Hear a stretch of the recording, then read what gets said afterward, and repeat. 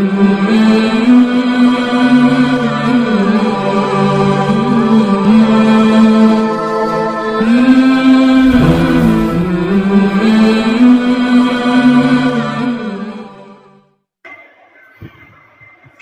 اللہ الرحمن الرحیم۔ اس سے پہلے کہ ہم آگے سبق شروع کریں، ماقبل سبق میں کچھ اللہ جل شانہ کی طرف سے حکمت اور ہدایت ہے۔ اب واقعہ تو آپ تفصیل سے سن رہے ہیں، لیکن اللہ پاک نے صرف ان باتوں کا ذکر فرمایا ہے جس میں انسانوں کے لیے ہدایت یا حکمت کا کوئی نہ کوئی سبب موجود تھا۔ وما ابرئ نفسی میں اللہ جل شانہ نے یہ گویا کہ ایک قسم کا پیغام دیا ہے کہ نفس کی طرف سے کبھی بھی مطمئن نہیں ہونا چاہیے، چاہے آپ ولایت کے کس مقام پر پہنچ جائیں۔ اب وہ اللہ کے نبی ہیں، اس کے باوجود فرما رہے ہیں کہ میں نفس سے مطمئن نہیں۔ وہ تو بہرحال بدی کی ہی ترغیب دیتا ہے۔ یہ الگ بات ہے کہ اللہ کی رحمت ہو، انسان اس کے بہکاوے میں نہ آوے، مگر نہ انسان تو خطا کا پتلا ہے۔ ایک موقع پر سرور دو عالم صلی اللہ علیہ وسلم نے صحابہ سے سوال کیا، تمہاری اپنے اس دوست کے بارے میں کیا رائے ہے جس کی اگر تم عزت کرو، اسے کھلاؤ اور پہناؤ اور وہ تمہیں بدی کی طرف لے جاتا ہے؟ اگر تم اس کے ساتھ اہانت آمیز سلوک کرو گے، اس کے ساتھ سختی سے پیش آؤ گے تو وہ تمہیں نیکی کا راستہ بتلائے۔ صحابہ نے عرض کیا، یا رسول اللہ صلی اللہ علیہ وسلم، یہ تو دنیا کا بدترین دوست ہے کہ آپ اس کو کھلاؤ پلاؤ، عزت کرو، خوب اکرام سے رکھو اور تم کو برائی کی طرف لے جائے۔ آپ صلی اللہ علیہ وسلم ارشاد فرمایا، پھر سن لو کہ قسم ہے اس ذات کی جس کے قبضے میں مجھ محمد کی جان ہے، یہ دوست تمہارا نفس ہے جو تمہارے پہلو کے درمیان ہے۔ انسان کا جو پہلو ہے اس طرف دل ہے اور دل کے ساتھ نفس ہے، کہ جتنا بھی آپ اسے کھلا رہے ہیں پلا رہے ہیں، یہ بدترین دوست ہے، یہ آپ کو برائی کی طرف لے جائے گا۔ دوسری بات یہ ہے کہ آپ نے فرمایا امارۃ بالسوء، کہ نفس امارہ جو ہے تو وہ برائی کا ہی حکم کرتا ہے۔ تو صوفیاء کرام اور اولیاء کرام، علماء صلح امت نے نفوس کی 3 قسمیں بنائی ہیں۔ ایک نفس امارہ ہے جو ہر کافر کا دل ہوتا ہے اور فاسق فاجر کا، جو ہمیشہ بدی کا ہی حکم کرتا ہے۔ اور جب انسان تھوڑی ترقی کرتا ہے اور اچھے مقام کی طرف چلتا ہے تو پھر اس کا نفس لوامہ بن جاتا ہے، یعنی برے کاموں پر ملامت کرتا ہے اگرچہ اس سے ہو جاتے ہیں۔ اب اس کا نفس لوامہ ہے، ملامت کرنے والا، اور وہاں امارہ ہے برے کام کا حکم کرنے والا۔ اور جب یہ بندہ اس ملامت کو سہتے ہوئے اپنے مجاہدات اور ریاضات میں لگا رہتا ہے تو پھر اللہ جل شانہ اس کو نفس مطمئنہ عطا فرماتے ہیں کہ کسی سابقہ مجاہدے کی وجہ سے وہ نصیب ہو جاتا ہے۔ ایسا نہیں، بلکہ یہ عطا الہی سے ہوتا ہے۔ اور نفس مطمئنہ جو ہے وہ ہمیشہ اللہ کی فیصلے پہ راضی رہتا ہے اور ہمیشہ اچھائی کا حکم کرتا ہے۔ اور چوتھی اس میں حکمت یہ ہے کہ المرء مخبوء تحت لسانہ، کہ انسان اپنی زبان کے نیچے چھپا ہوتا ہے۔ اس محاورہ کی تعین اس واقعے سے ملتی ہے کہ بادشاہ مصر سے جب یوسف علیہ السلام نے بات چیت کی تو وہ گرویدہ ہو گیا۔ انسان جو ہے اپنی زبان کے نیچے چھپا ہوتا ہے۔ زبان گویا کہ چمچ ہے اور انسان کا اندر جو ہے وہ ایک قسم کی دیگ ہے، تو وہی ظاہر ہوگا جو دیگ کے اندر موجود ہوگا۔ چنانچہ انسان جو اپنی گفتگو کو سنبھال کے کرے، بڑائی کے بول نہ بولے، تکبر کے بول نہ بولے، اپنے اخلاقیات اور کمالیات کو واضح نہ کرے۔ اب سوال یہ ہوتا ہے کہ یوسف علیہ السلام نے فرمایا کہ انی مکین انی حفیظ علیم، اپنی تعریف کی کہ میں اس عہدے کو سنبھال سکتا ہوں اور میں بڑا جاننے والا ہوں، تو کیا اپنی تعریف کرنا جائز ہے؟ حالانکہ حدیث پاک میں تو منع کیا گیا ہے۔ قرآن پاک میں فلا تزکوا انفسکم، اپنے نفسوں کا تذکرہ بیان نہ کیا کرو۔ تو اور آپ نے فرمایا کہ لا تسل امارہ، کسی عہدے کا سوال مت کرنا۔ اس کا جواب یہ ہے کہ یہ جو ممانعت ہے احادیث میں اور قرآن میں ان لوگوں کے لیے ہے جو نااہل ہوں یا مادی اور ذاتی مفاد کے حصول کے لیے اپنی قصیدہ خوانی کرتے ہوں۔ اگر کہیں پر ضرورت ہو تو وہاں پر کیا جا سکتا ہے، اور وہاں پر 100% کافر تھے اور یوسف علیہ السلام ہی صرف اہل ایمان تھے، ان کے عہدے پر آنے میں ہی بہت کچھ اللہ جل شانہ نے رکھا ہوا تھا۔ ایسے مقام پر سوال کیا جا سکتا ہے۔ اللہ کے نبی معصوم ہوتے ہیں، تو ان سے کوئی غلطی کوتاہی سرزد نہیں ہو سکتی۔ جو کچھ بھی وہ کرتے ہیں وہ اللہ کے حکم سے کرتے ہیں۔ اور سوال یہ ہوتا ہے کہ کسی فاسق اور فاجر اور کافر کی حکومت میں نوکری کرنا جائز ہے؟ یوسف علیہ السلام کے جو بادشاہ تھا عزیز مصر فرعون، وہ تو کافر تھا۔ اس کا جواب یہ ہے کہ جائز ہے۔ تجارت، ملازمت، حکومت، وزارت، ولایت تو کیا نبوت کے ساتھ بھی جمع ہو سکتے ہیں۔ تجارتیں، ملازمتیں، ایک بندہ ولی بھی ہو ملازمت کر رہا ہو تو یہ جائز ہے، ایک نبی ہو اور کر رہا ہو جائز ہے اور ہو سکتا ہے۔ احسان جو ہے اللہ کو بڑا پسند ہے، نظریہ میں ہو، قول میں ہو، قرار میں ہو، عہدے میں ہو، اللہ کو پسند ہے۔ بہرحال اس طرح کی بہت سی حکمتیں ہیں جو انشاءاللہ جو احباب سن رہے ہیں وہ کہیں گے تو ہم انشاءاللہ بیان کر دیا کریں گے، مگر جس طرح تفسیر چل رہی ہے کہ بات کو پوری طرح سمجھا رہے ہیں اور ترجمہ ہو رہا ہے، یہ بھی انشاءاللہ بہت بڑی چیز ہے اور بہت بڑا ذخیرہ ہے۔ ابھی انشاءاللہ 5-10 منٹ تک اگلے 2 رکوع کا ترجمہ اور تفسیر ملاحظہ فرمائیں گے۔ اعوذ باللہ من الشیطان الرجیم، بسم اللہ الرحمن الرحیم۔ وَلَمَّا دَخَلُوا عَلَى يُوسُفَ آوَى إِلَيْهِ أَخَاهُ قَالَ إِنِّي أَنَا أَخُوكَ فَلَا تَبْتَئِسْ بِمَا كَانُوا يَعْمَلُونَ۔ اب بات یہاں سے ہے کہ یوسف علیہ السلام کے پاس بھائی دوبارہ لوٹ آئے اور ساتھ بنیامین کو بھی لے آئے، تو یوسف علیہ السلام نے مناسب موقع دیکھ کر بنیامین کو قریب بلایا اور فرمایا کہ آزمائش کے دن ختم ہو گئے، جو کچھ تیرے بھائی تمہارے ساتھ کرتے رہے اسے بھول جاؤ، میں تمہارا بھائی ہوں یوسف، اب تمہیں کوئی تکلیف نہ ہونے دوں گا۔ وہ تو حیران ہو گئے اور ہکے بکے ہو گئے۔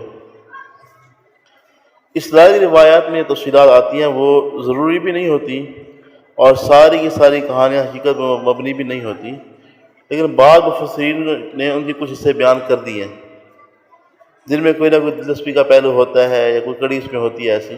چنانچہ اس موقع پر کہا گیا کہ یوسف علیہ السلام نے آنے والے مہمانوں میں سے ہر 2 افراد کے لیے الگ الگ کرنے کا انتظام کیا، تو ہر 2 افراد الگ ہوتے گئے اور بنیامین اکیلے رہ گئے۔ انہیں اپنے ساتھ اٹھا لیا اور ان سے خاندانی حالات پوچھے، ابا جان کے حالات پوچھے، اور دونوں بھائی ساری رات سارا دن لگے رہے باتوں میں اور باتیں کرتے رہے، اپنے روتے بھی رہے ہوں گے، ظاہر ہے اتنے عرصے بعد جب ملاقات ہو تو عجیب سی کیفیت ہوتی ہے۔ تو جناب یوسف نے پوچھا کیا تم پسند کرو گے کہ اس ہلاک شدہ بھائی کے بدلے میں تمہارا بھائی بن جاؤں جو ہلاک شدہ تھے یوسف؟ بنیامین نے کہا تمہارا جیسا بھائی کیسے میسر آ سکتا ہے، مگر حقیقی بھائی کا بدل تو کوئی ہو نہیں سکتا۔ تو فرمانے لگے کہ یوسف اچھے تھے؟ کہا وہ تمہاری طرح خوبصورت تھے اور تمہاری طرح وجاہت والے تھے، اور یہ کہہ کر رو پڑے۔ اور یوسف علیہ السلام بھی جذباتی ہو کر رو پڑے اور اپنے کنانی بھائی بنیامین کو سینے سے لگا لیا اور کنان کی کنویں سے لے کر مصر کے بادشاہ تک کی ساری داستان سنائی۔ کیا عجیب قصہ ہے۔ یوسف علیہ السلام نے بھائیوں کا سامان تیار کروانے کے بعد وہ کٹورا اپنے بھائی کے کتابے میں رکھوا دیا جس میں پانی بھی پیا جاتا تھا اور غلہ ناپنے کا کام بھی لیتے تھے۔ جب یہ کارواں نکلنے لگا کنعان جانے کے ارادے سے تو شاہی مہمان خانے کے اہلکاروں نے وہ کٹورا غائب نظر آیا جو انہیں 11 نوجوانوں پر مشتمل اسی کارواں پر شک گزرا کہ ہو نہ ہو کٹورا انہی میں ہوگا، چونکہ انہی کا مال تولا جا رہا تھا۔ انہوں نے کارواں کا تعاقب کرتے ہوئے اپنا ظن غالب کی بنا پر آواز دی کہ کافرے والو تم تو چور ہو۔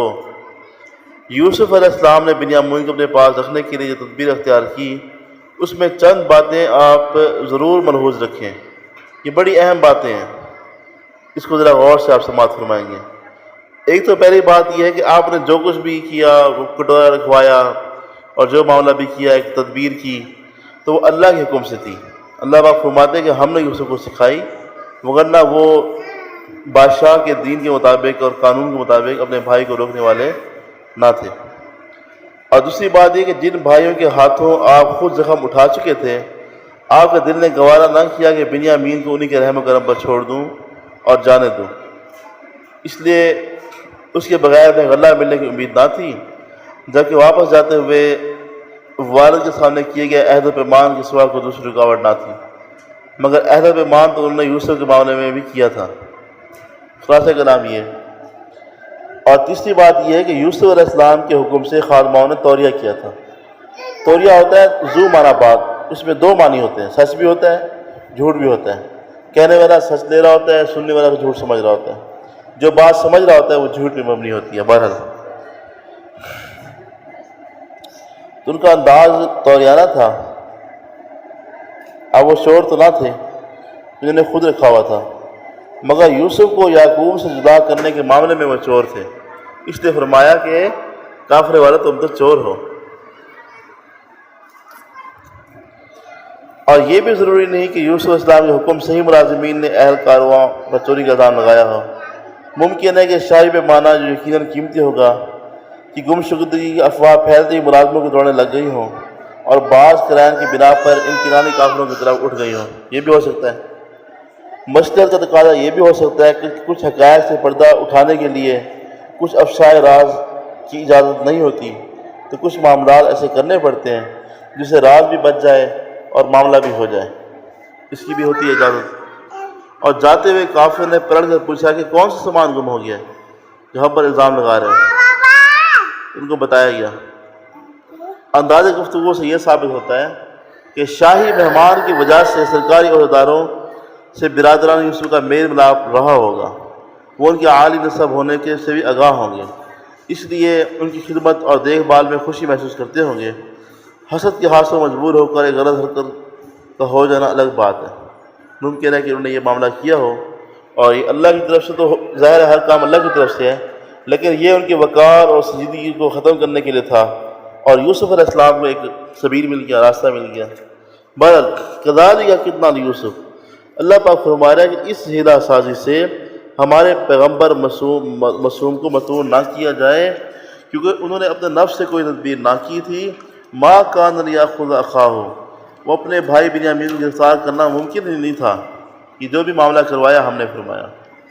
اب افسوس یہ کہ جب وہ لوٹے تو یوسف علیہ السلام سے کہہ رہے ہیں کہ اگر ہمارے بھائی نے چوری کی ہے نا، اس کے کجاوے سے سامان نکلا ہے، اس سے پہلے بھی اس کا ایک بھائی تھا یوسف، وہ بھی چور تھا۔ اب برادران یوسف کا انداز گفتگو بدل گیا، ان کے دل میں جو موجود جذبہ حسد تھا وہ باہر آ گیا، اور انہوں نے پھر یوں ہی ظاہر کیا کہ بنیامین سے ہمارا کوئی تعلق نہیں ہے، یہ چور ہے، اس کا پہلے ایک اور بھائی تھا وہ بھی چور تھا۔ تو یہ حرکت کی تھی، اور کہنے لگے ظاہر ہے بھائیوں کے اخلاق، عادات، طبیعت مشابہت ہوتی ہے، لہذا یہ بھی چور ہے وہ بھی چور تھے۔ اور یہ کہا کہ بھی ہمارے نانا کی ایک سونے کی مورتی غائب ہوئی تھی، وہ بھی یوسف نے اٹھائی تھی، ہمارے پھپھی کا کوئی سامان اٹھا تھا وہ بھی یوسف نے اٹھایا تھا۔ قال انتم شر مکانا، یوسف علیہ السلام بعض مصلحتوں کی وجہ سے فی الحال حقائق سے پردہ نہ اٹھانا چاہ رہے تھے، مگر اور ویسے بھی آپ دل کریمانہ اخلاق سے متصف تھے، آپ بھائی کو رسوا اور شرمندہ نہ کرنا چاہتے تھے، اس لیے آپ نے زبان سے تو نہ کہا مگر دل ہی دل میں ضرور کہا کہ تم بہت برے لوگ ہو، انتم شرم، تم بہت برے لوگ ہو کہ تم یوسف پہ الزام لگا رہے ہو، حالانکہ وہ یوسف سامنے بیٹھا ہے اور اس کا کوئی قصور نہیں ہے۔ اب جب دیکھا برادران یوسف نے کہ بنیامین کی چھوڑنے کی کوئی صورت نظر نہیں آ رہی، تو منت پر، سمایت پر، خوشامد پر اتر آیا اور کہنے لگے ہمارا ایک بوڑھا باپ ہے، وہ اپنے عزیز لخت جگر کی گرفتاری کا صدمہ برداشت نہیں کر پائے گا، اب ایسا کیجئے ہم میں سے کسی کو غلام بنا دیجئے۔ آپ نے فرمایا کیسے ہو سکتا ہے، جس کا جرم ہے وہی غلام بنے گا۔ عزیز مصر سے مایوس ہونے کے بعد آپس میں ساتھ جوڑ کر بیٹھے کہ کیا کیا جائے۔ انہوں نے اپنی وہ قسمیں بھی یاد تھیں جو بنیامین کی حفاظت کے لیے اٹھائی تھیں، اور سارا معاملہ سامنے تھا۔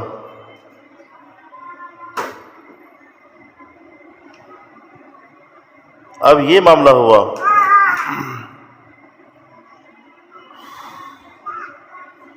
اب خلاصہ کلام یہ کہ بیٹے اب حاضر ہوئے والد کے پاس، خبر سارے سفر کی روادات سنائی، اور یعقوب علیہ السلام کی نظروں کے سامنے وہ پورا منظر آ گیا۔ جب یہی بیٹے یوسف کی حفاظت کا کہہ کر گئے تھے اور معاملہ الٹ پلٹ کر کے آ گئے تھے، اور جنگل میں لے گئے تھے اور رات گئے، اور رات کو آئے واویلا کرتے ہوئے گھر میں داخل ہوئے اور یوسف کی ہلاکت کی خبر سنائی۔ ترجمہ مولانا فرما لیں، وَلَمَّا دَخَلُوا عَلَى یوسف، اور جب داخل ہوئے یوسف کے پاس، آوا الیہ، اپنے پاس رکھا اپنے بھائی کو، اپنے پاس رکھا اپنے بھائی کو، تو وہی صورت بنتی ہے کہ بھی دو جوڑی کر لی تو دو بھائی ٹھہر جائیں کمرے میں، اور 10 بھائی ٹھہر گئے اور بنیامین اکیلے بچ گئے، تو بنیامین کو اپنے پاس رکھ لیا۔ آوا الیہ اخاہ، اپنے پاس ٹھکانہ دیا اپنے بھائی کو۔ قال انی انا اخوک، اور فرمایا کہ تحقیق میں ہی تیرا بھائی ہوں، فلا تبتئس بما کانوا یعملون، سو غمگین مت ہو ان کاموں سے جو انہوں نے کیے۔ فلما جہزہم بجہازہم، اور جب تیار کر دیا ان کے واسطے بجہازہم ان کا سامان، جعل السقایۃ فی رحل اخیہ، تو پینے کا پیالہ اسباب میں رکھ دیا، فی رحل اخیہ اپنے بھائی کے کجاوے میں۔ ثم اذن مؤذن، پھر آواز لگائی، اعلان کیا اعلان کرنے والے نے، ایتھا العیر، اے قافلے وارو، انکم لسارقون، تم تو البتہ چور ہو۔ عیر کہتے قافلے کو۔ قالوا اقبلوا علیہم ماذا تفقدون، قالوا وہ کہنے لگے، وہ اقبلوا علیہم، وہ ان کی طرف متوجہ ہوئے اور کہنے لگے، ماذا تفقدون، تم کیا چیز گم پاتے ہو؟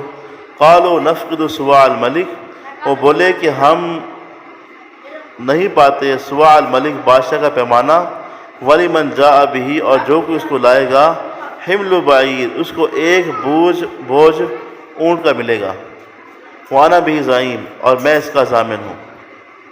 تو یہ انعام دینا یہ درست ہے، جائز ہے، اس سے یہ معلوم ہوتا ہے۔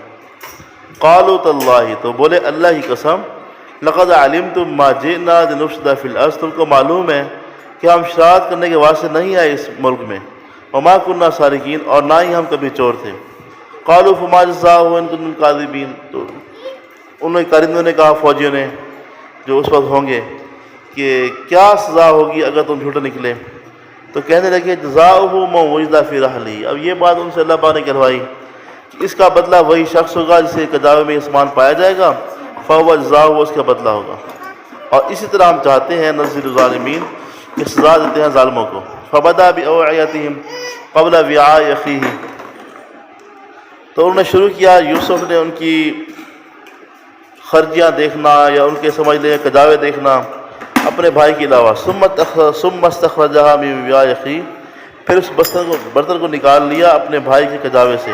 وعاء کہتے ہیں برتن کو نا، تو برتن کو نکال لیا اپنے بھائی کے برتن سے، مراد کیا کجاوے سے۔ کذالک کدنا لیوسف، اسی طرح ہم نے یوسف کو داؤ بتا دیا، ما کان لیأخذ اخاہ، وہ نہ تھے کہ وہ لیتے اخاہ اپنے بھائی کو، فی دین الملک، بادشاہ کے دین میں، الا ان شاء اللہ، مگر کہ اللہ چاہے، نرفع درجات من نشاء، اس کے ہم چاہتے ہیں درجات کو بلند کرتے ہیں، وفوق کل ذی علم علیم، اور ہر جاننے والے سے اوپر ایک جاننے والا ہوتا ہے، ہر علم والے سے بڑھ کر اور علم والا ہوتا ہے۔ قالوا ان یسرق، وہ کہنے لگے اگر اس نے چوری کی ہے تو فقط سرق اخ له من قبل، اس کے بھائی نے بھی اس سے پہلے چوری کی تھی۔ فاسرها یوسف فی نفسہ، تو اب یوسف نے اسرها فی نفسہ کا معنی یہ ہوتا ہے اپنے نفس کے ساتھ سرگوشی کی، تو ایسا ایسا کہا، تو آہستہ کہا یوسف نے اپنے جی میں، ولم یبدھا لہم، اور ان کو نہ بتایا، قال انتم شر مکانا، اور کہنے لگے کہ تم بدتر ہو ادر درجہ کے، واللہ اعلم بما تصفون، اللہ خوب جانتا ہے جو تم بیان کرتے ہو۔ قالوا یا ایھا العزیز، کہنے لگے اے عزیز، ان لہ ابا شیخا کبیرا، بے شک ہمارا ایک بوڑھا باپ ہے، فخذ احدنا مکانہ، ہم میں سے کسی کو بھی لے لو اس کی جگہ پر، انا نراک من المحسنین، ہم آپ کو دیکھتے ہیں کہ آپ احسان کرنے والے ہیں۔ قال معاذ اللہ، آپ فرمانے لگے اللہ کی پناہ، ان ناخذ الا ما وجدنا متاعنا، یہ کہ میں پکڑوں مگر اسی کو جس میں میں اپنے سامان کو پاتا ہوں۔ انا اذا ظالمون، اس وقت میں ظلم کرنے والا ہو جاؤں گا۔ اگر میں کسی اور شخص کو پکڑ لیتا ہوں تو پھر تو میں ظلم کرنے والا ہو جاؤں گا۔